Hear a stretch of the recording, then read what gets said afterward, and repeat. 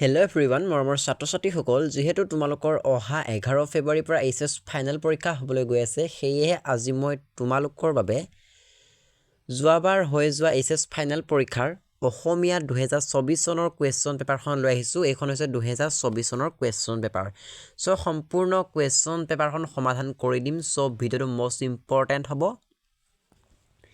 যিসকল ছাত্ৰ-ছাত্ৰীয়ে আজিৰ ভিডিঅ'টো সম্পূৰ্ণকৈ চাব সেইসকল ছাত্ৰ-ছাত্ৰীয়ে পৰীক্ষাত ভাল নম্বৰ পাব। সো ভিডিঅ'টো ভালদৰে চাই যাবা। প্ৰথম প্ৰশ্নটো হ'ল মোৰ মাতৃমুখ দৰ্শন পাঠটিত উল্লেখ থকা BNR মানে কি? ইয়াৰে উত্তৰটো হ'ব BNR মানে হৈছে বেংগল নাগপুৰ ৰেল। উমৰ তীৰ্থ কোনখন পুথিৰ ভাৱানুবাদ? উমৰ তীৰ্থ উমৰ খায়ামৰ ৰুবায়তৰ পুথিৰ ভাৱানুবাদ। আনন্দৰাম বৰুৱাই কলিকতাৰ কোন কলেজৰ পৰা আইনৰ স্নাতক ডিগ্ৰী লাভ কৰিছিল? ইয়াৰে উত্তৰটো হ'ল আনন্দৰাম বৰুৱাই কলিকতাৰ প্ৰেছিডেন্সি কলেজৰ পৰা আইনৰ স্নাতক ডিগ্ৰী লাভ কৰিছিল। গজেন্দ্ৰ চিন্তামণি কি ভাষাত লিখিত? গজেন্দ্ৰ চিন্তামণি সংস্কৃত ভাষাত লিখিত। তৈত্তিৰীয় উপনিষদৰ প্ৰথম উপদেশ কি? সত্য আৰু ধৰ্ম।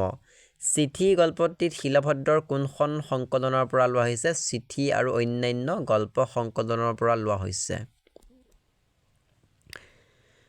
সো এইকেইটা প্ৰশ্ন তোমালোকে ভালদৰে চাই যাবা। গোটেইবোৰ যদি প্ৰশ্ন মই পঢ়ি দিওঁ বহুত দীঘল হৈ যাব ভিডিঅ'টো। সো ভিডিঅ'টো ভালদৰে তোমালোকে চাই যোৱা। সো এইটো প্ৰশ্ন ইম্পৰ্টেণ্ট হয়, এইবোৰ প্ৰিভিয়াছ ইয়েৰ এক্সামত আহিছে। সো তোমালোকে ভালদৰে চাই লোৱা।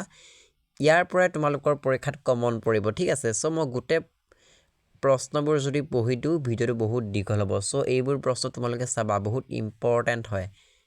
শিলভদ্ৰৰ দুটা বৈশিষ্ট্য, শিলভদ্ৰৰ দুটা গল্পৰ বৈশিষ্ট্য ইম্পৰ্টেণ্ট, এইবোৰ চাবা, ঠিক আছে। তাৰপিছত তোমালোকৰ বহলাই লিখা আহিব যেনে প্ৰসংগ সংগতি দৰ্শাই ব্যাখ্যা কৰা। সো ইয়াৰ পৰা তোমালোকে এইটো চাবা, ঠিক আছে। এইটো শ নম্বৰটো চাবা, ইম্পৰ্টেণ্ট হয়। এইখিনি তোমালোকে স্ক্ৰীনশ্বট মাৰি ল'বা, ঠিক আছে। যথা নিযুক্তিভূমি তথা কৰুমী, ইয়াৰ অৰ্থটো লিখা, এনেকৈ পৰীক্ষাত আহিব। সো ভালদৰে চাই লোৱা। অৰ্থাৎ যি কামৰ বাবে নিযুক্তি হৈছোঁ তাকেই কৰিছোঁ, এইখিনি বহলাই লিখা। সো ভালদৰে চাবা। তাৰপিছত কথা কবিতা কাক বোলে বা কথা কবিতাৰ সংজ্ঞা বা বিশেষত্ব বা কথা কবিতা বৈশিষ্ট্য, এইবোৰ পৰীক্ষাত আহিব যে কথা কবিতাই কাক বোলে বা কথা কবিতাৰ দুটা বৈশিষ্ট্য লিখা। সো এইবোৰ হৈছে বৈশিষ্ট্য, ভালদৰে চাবা। চাৰি আশ্ৰম বুলিলে কি বুজা? মষ্ট ইম্পৰ্টেণ্ট, চাৰি আশ্ৰম তোমালোকে কনচেপ্টটো শিকিবা। বৈজ্ঞানিক মানসিকতাই সমাজৰ প্ৰগতিত কেনেধৰণৰ বা কেনেদৰে অৰিহণা যোগায়? এইটো ইম্পৰ্টেণ্ট হয়। সো এইটো ভালদৰে চাবা। এইবোৰ বনাই লিখিব লাগিব তোমালোকে আনচাৰবোৰ। মাধৱদেৱৰ বৰগীতৰ বৈশিষ্ট্য, সো বৰগীত কাক বোলে? মাধৱদেৱৰ বৰগীতৰ বৈশিষ্ট্য চাবা, এইটো প্ৰশ্ন চাবা, ইম্পৰ্টেণ্ট হয়। তাৰপিছত তোমালোকে কাঠমিস্ত্ৰী ঘৰৰ এইবোৰ প্ৰশ্ন চাবা। মুক্তুল আঘোণ পত্তিৰ অৰ্থ কি? এইবোৰ চাবা, ইম্পৰ্টেণ্ট হয়। উভতি নহা কবিতা কোন শ্ৰেণীৰ কবিতা? উভতি নহা কবিতা আধুনিক শ্ৰেণীৰ কবিতা, এইবোৰ চাবা, ঠিক আছে। সো এইবোৰ প্ৰশ্ন চাবা। মফিজুদ্দিন আহমদ হাজৰিকাৰ জন্ম কেতিয়া হৈছিলে? নলিনীবালা দেৱীৰ দুখন কাব্যগ্ৰন্থৰ নাম লিখা। জাগৃতি আৰু অলকানন্দা। পূজাৰ 16বিধ উপকৰণৰ নাম চাবা। তাৰপিছত এইবোৰ প্ৰশ্ন চাবা, ঠিক আছে। ইয়াত থকা গোটেইটো প্ৰশ্ন ইম্পৰ্টেণ্ট হয়। জানদা মানে কি? বাট এইবোৰ চাবা। জানদা মানে হৈছে পতাকা আৰু তামিঘৰা শব্দৰ অৰ্থ কি? তম্বু। প্ৰসংগ সংগতি দৰ্শাই ব্যাখ্যা কৰা আহিব তোমালোকৰ পৰীক্ষাত 4 নম্বৰ আহিব। সো ইয়াৰ পৰা তোমালোকে শ নম্বৰটো চাবা, ঠিক আছে। শ নম্বৰটো বহুত ইম্পৰ্টেণ্ট হয়। তাৰপিছত গ নম্বৰটো চাব পৰা, এইটো আগতে পৰীক্ষাত আহিছে। সো উত্তৰটো বহুত ইজি।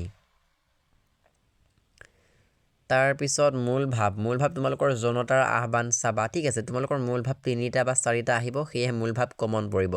সো তোমালোকে জনতাৰ মূল ভাৱটো চাবা। কাঠমিস্ত্ৰী ঘৰ কবিতাটিৰ মূল ভাৱ চাবা, লগতে আঘোণৰ কুঁৱলীৰ মূল ভাৱ চাবা, ঠিক আছে। ইয়াতে আনচাৰখিনি মই দি দিছোঁ। নৈতিক শব্দটোৰ ইংৰাজী প্ৰতিশব্দ কি? নৈতিক শব্দটোৰ ইংৰাজী প্ৰতিশব্দ হৈছে মৰেল। মহৰ্ষি টলষ্টয়ৰ মতে সৌন্দৰ্যবোধ কি? মহৰ্ষি টলষ্টয়ৰ মতে সৌন্দৰ্যবোধ বস্তুনিষ্ঠ নহয়, ব্যক্তিনিষ্ঠহে। বয়সন্ধি কাল কোনছোৱাক কোৱা হয়? ইয়াতে উত্তৰটো ভালদৰে চাই ল'বা। প্ৰতিটি শব্দৰ অৰ্থ কি? প্ৰতিটি শব্দৰ অৰ্থ হৈছে বিশ্বাস কৰা বা ধাৰণা কৰা। তাৰপিছত লং কুৱেশ্যন তোমালোকে এইবোৰ চাব লাগিব। নৈতিক স্বতন্ত্ৰতা বুলিলে কি বুজা? কৈশোৰ কালৰ সেই 4টা মৌলিক বিষয়সমূহ চাব লাগিব। মষ্ট ইম্পৰ্টেণ্ট হয়। ভাষা শিক্ষণ, গণিত বিজ্ঞান আৰু সমাজ বিজ্ঞান। এইবোৰ চাব লাগিব প্ৰসংগ সংগতি দৰ্শাই ব্যাখ্যা কৰা এইটো চাব লাগিব ভাৰতীয় দৰ্শন হৈছে মূল্যবোধৰ দৰ্শন মোষ্ট ইম্পৰ্টেণ্ট এইটো চাব লাগিব তাৰ পিছত চাব লাগিব এইটো প্ৰশ্ন কিশোৰ কিশোৰীৰ মনৰ আটাইতকৈ গুৰুত্বপূৰ্ণ বৈশিষ্ট্য হ'ল পৰিস্থিতি সংঘাত সো এইটো ইম্পৰ্টেণ্ট হয় সো তোমালোকে এইটো চাব লাগিব ঠিক আছে সো এইখিনি প্ৰশ্নতে তোমালোকে চাব লাগিব এইবাৰ এইচএছ ফাইনেল পৰীক্ষাৰ বাবে ঠিক আছে এইখন হৈছে 2024 চনৰ এইচএছ ফাইনেল পৰীক্ষাৰ কোৱেশ্চন পেপাৰ সো সম্পূৰ্ণ সমাধান কৰি দিছো যিমানখিনি পাৰিছো সো এনেকুৱা ধৰণৰ ভিডিঅ'বোৰ পাবলৈ আমাৰ ইউটিউব চেনেলটো তোমালোকে সাবস্ক্ৰাইব কৰি ল'বা আৰু কিহৰ ওপৰত ভিডিঅ' লাগে কিহৰ কমন লাগে তোমালোকে কমেন্ট কৰা মই ভিডিঅ'বোৰ দি যাম যিসকল ছাত্ৰ-ছাত্ৰীয়ে কমন কুৱেশ্চন আনসাৰ বিচাৰি আছে এই নাম্বাৰটোত মেছেজ কৰিবা 100% কমন কুৱেশ্চন আনসাৰ মই তোমালোকক দি দিম তোমালোকে পিডিএফটো কিনি ল'ব লাগিব ঠিক আছে সো যিসকলক লাগে মেছেজ কৰিবা ভিডিঅ'সমূহ লাইক কৰিবা শ্বেয়াৰ কৰিবা চেনেলটো যিসকলে সাবস্ক্ৰাইব কৰা নাই চেনেলটো সাবস্ক্ৰাইব কৰিবা নেক্সট কিহৰ ওপৰত ভিডিঅ' লাগে তোমালোকে কমেন্ট কৰিবা মই ভিডিঅ'বোৰ দি যাম